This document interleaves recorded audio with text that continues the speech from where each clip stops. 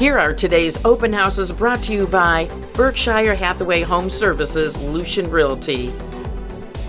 This remodeled 2-bedroom, 2-bath home is located in Sheffield Lake. The living room offers hardwood floors. The kitchen has granite counters and all the appliances remain. Enjoy lake views from the second floor balcony.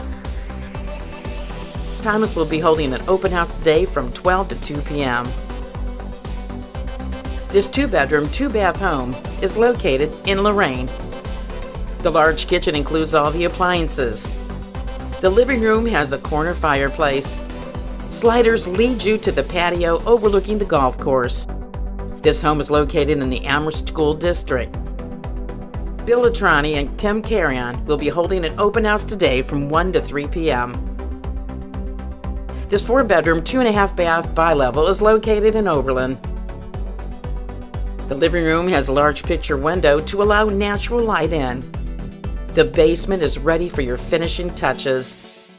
The backyard is a covered patio. Daryl Roberts will be holding an open house from noon until 2 p.m.